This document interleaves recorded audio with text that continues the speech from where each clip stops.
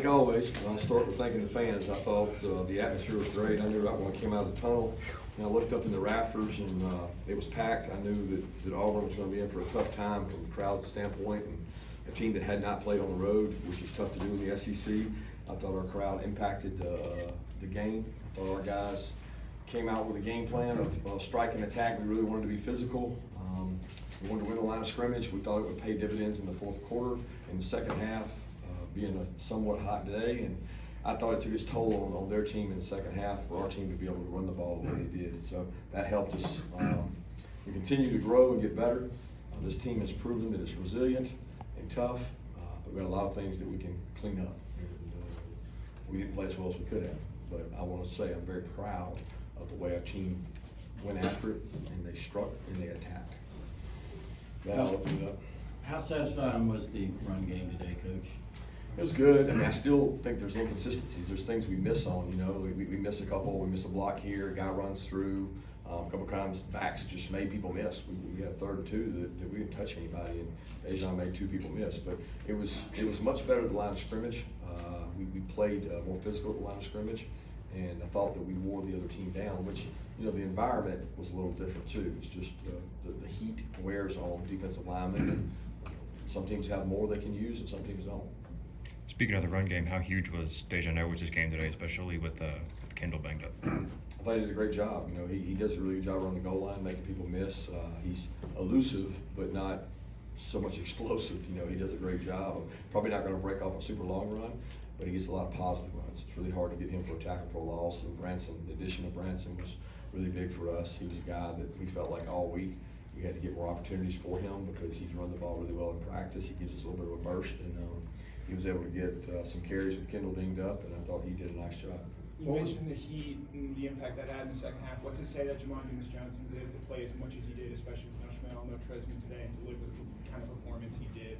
Yeah, he works really hard. You know, he was dinged up during the week. He missed, I want to say Monday, Tuesday, and he was able to go Wednesday, Thursday, and conditioned, ran hard.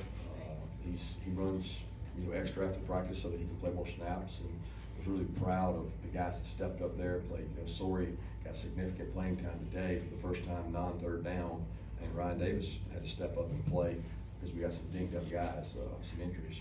What was your reaction to Stetson's 64-yard run touchdown? I was happy for it.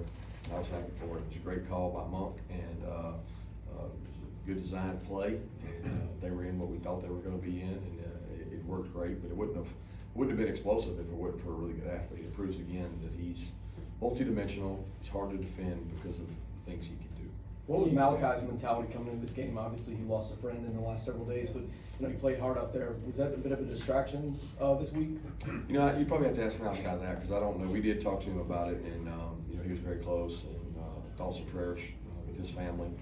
But Malachi's parents reached out and let us know that he was close to him, and Malachi handled it very maturely and did his job today. Kirby, two special teams plays in that first half with Nolan sniffing out the fake and then Ladd's return. Just how big were those, and how big was Ladd's return coming off that muff earlier in the quarter?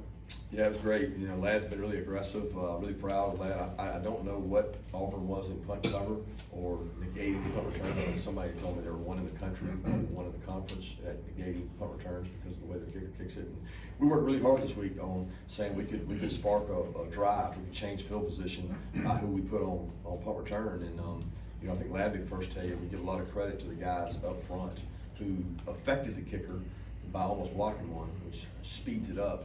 The sooner he kicks it, the sooner he gets to Ladd. And they're elite at holding the ball and not giving up returns. They probably had us on the fake. Nolan made a great play, but again, it was one of those times where they didn't execute, but they had a good look and they checked to it. And kudos to them, but kudos to Nolan for stepping out. That was a huge play in the game. Kirby, a couple of your players referenced that for some reason things are going wrong offensively early, things need to be cleaned up, maybe even pressing early but not pressing late. I'm just curious what your thoughts are on that. I don't know, I can't define it as much pressing, certainly not clicking the way we'd like to. Some of that falls on a little responsibility on everybody. I mean, we take turns having lack of execution, and when you play really good teams that score lots of points, you can't do that. You've got to value every possession. And we didn't click. When we click, we roll. And then if we don't get started, we tend to dry out. We had several 3-and-outs where it was like, is that a wasted opportunity? You know, like we got to get first downs, change the field position, be explosive. And you know, some of that has to do with some injuries and some guys being dinged up. Some of that has to do with Stetson. He knows he's got to continue to play and play better. And we got to arm Stetson with people around him. You know, he's got to have guys around him that can really help him. You can't be one-dimensional and be explosive. Any indication with Kendall with his injury? It's growing. He said that he got tackled and the guy fell on him and stretched his growing out and it bothered him. I don't know, how severe or anything. 42-10 victory. What area of the game do you think you need to improve on moving on? Everything.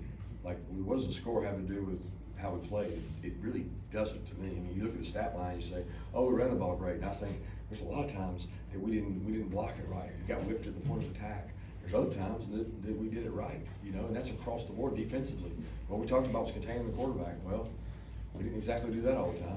You know, he got out of there. So there's an immense amount of improvement that needs to happen for our team to get to the level we need to. You know, and I think, you know, everybody has this perception of what your ranking is and what the experts say you should beat somebody by. I keep saying it over and over. We don't get caught up in that. We have to get better. We got a really tough schedule coming up, and we gotta get better. And the only way you get better is practice.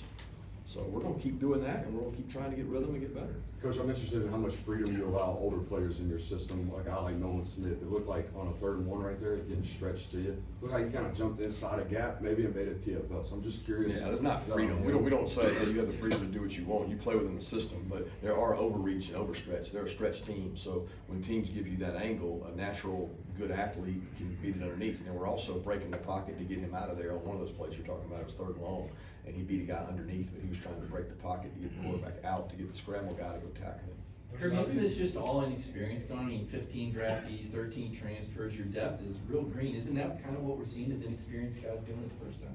I don't think that's an excuse. Like, what does that matter? Like the players we got, we should be good. I'm not apologizing for winning 42-10. What I'm saying is we got to get better. And the monster that's created, that you got to live up to this expectation, and you got to score every drive, that was created by going out against Oregon and having a great opening. That doesn't control how we look at things. I just celebrated in a locker room with a group of kids that are 18 to 22 years old that just beat Auburn for a consecutive some number of times. I'm proud of them. I'm happy for them. But I'm also realistic that we got to continue to grow and we got to continue to get better. It's not about the age of your players. Every team in college football is young. That's just the way it is. Coach, second half starts and Stetson gets sacked, fumble, defense comes out there, has to defend from the 19-yard line. How big was that series right there, holding the field goal, and then It's huge. then go down and score on a long drive? Yeah, it's huge. Disappointed in the start of the second half, and that was the big talk in the locker room. Is what are we going to do? How are we going to do it? How are we going to execute? What kind of juice are we going to come out with? And you know, again, it feels like there's these times, and it's not just us. Felt that way Kent State. It feels like teams are tired in the second half. Not just us, the opponent.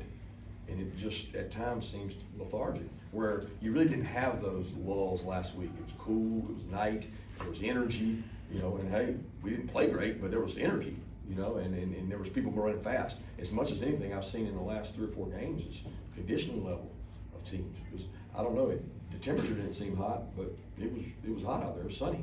With Jalen Carter out, you obviously put in Warren Brinson and Gary Alexander on passing downs. What was it about them that makes them pass rushing specialists compared to the other defensive Well, tackles? they better be run specialists, because we don't have enough of those, okay? You don't get labeled as one or the other. So you have to be a run specialist in order to do it. We earned the right to rush the passer by doing what? Striking blockers. They just happen to be the fresh ones that go in on 3rd down, and they're athletic, and he's a really athletic quarterback. So we felt like we needed more athletes on the field. You gotta be careful with a quarterback like that, because they can also run it on 3rd down and then go for it on 4th. So it's a cat and mouse game of how to play those guys. With how tough Dejon runs, how much of that has developed since he's gotten on campus, and what do you can attribute to that to? Well, I'd love to take credit for it. I know Dale would love to take credit for it, but I watched him at Moultrie, and he was the same way. Part of the reason we took him was because of his toughness. And everybody in the town said, you give the ball to the guy, 30th carry, he's better than the first. And he's not real big, but he's real tough, and he's hard to tackle. And I mean, I'm sure Dale put a little of that in him, but he came with a lot of it. Looked like you're most frustrated with Stetson on the overthrow to Ladd. What did you? Oh, say I mean, to that? I was frustrated on any of them, right? We had Brock on one and Ladd on one, and then they brought up field pressure where he had Oscar late, and he was a little high on it, and that's on the first day.